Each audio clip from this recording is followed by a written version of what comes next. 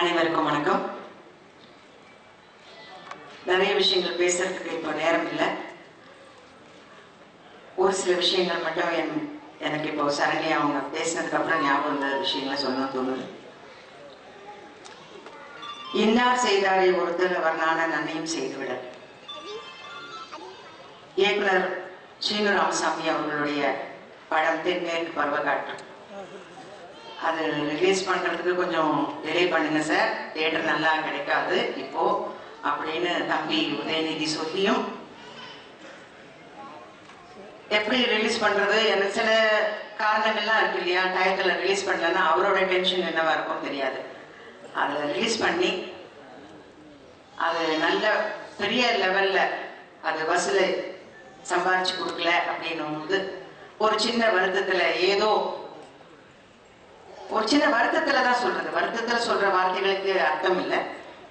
அந்த மாதிரி இயக்குனர் சீனு ராமசாமி அவர்கள் ஏதோ விஷயங்களை சொல்ல அதையும் படிச்சுட்டு மிக பெருந்தன்மையாக மிக பெருந்தன்மையாக அவரையே கூப்பிட்டு உங்களுக்கு நான் நம்ம கம்பெனியில படம் தரேன் அப்படின்னு சொன்ன ஒரு பெருந்தன்மையான குணம் வேற யாருக்கும் வராது. அது இந்த மேடையில பேசும்போது தான் நான் தெரிஞ்சுக்கிட்டேன். அதனால உங்களுடைய பெருந்தன்மை தான், உங்களுடைய ஆட்டிடியூட், உங்களுடைய நடவடிக்கைகள் தான் உங்களுக்கு வெற்றிகளை தருகிறது.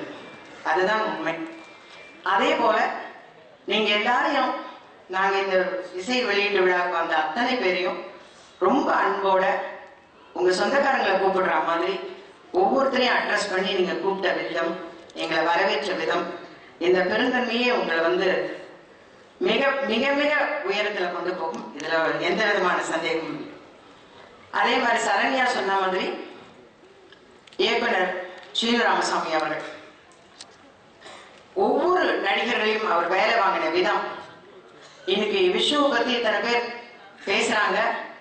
இந்த பாடல் காட்சியில விஷ்ணு இவ்வளவு அழகா பண்ணியிருக்காரு, சுனேனா அவ்வளவு நல்லா பண்ணாங்க அப்படின்னு சொன்னா அவங்களுக்குள்ளார ஒரு ஆவி பூந்த மாதிரி இயக்குனர் சீனு ராமசாமி அவர்கள், அவருடைய ஆவிதான் ஒவ்வொரு ஆர்டிஸ்ட் உள்ளரையும் பூந்துரும்.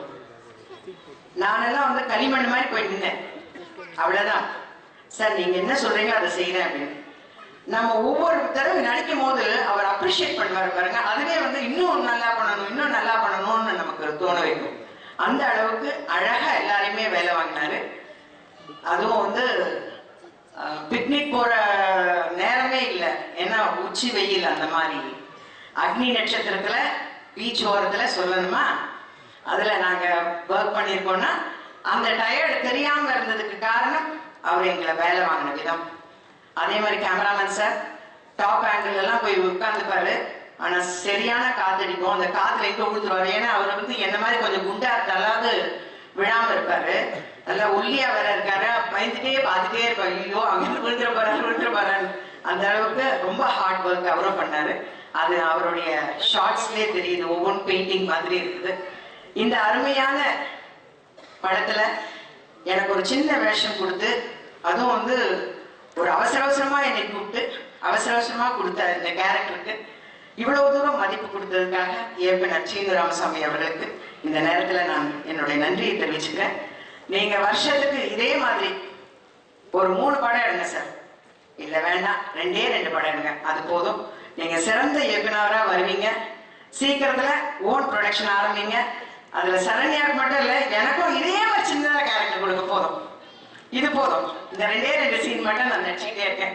அவங்க எப்பவுமே உங்க படத்துல அம்மாவாவே இருக்கட்டும், நான் எப்பவுமே பாட்டியாவே இருந்துட்டு போறேன். ரொம்ப நன்றி சார், நன்றி. வாழ்க்கை வளர்ந்து.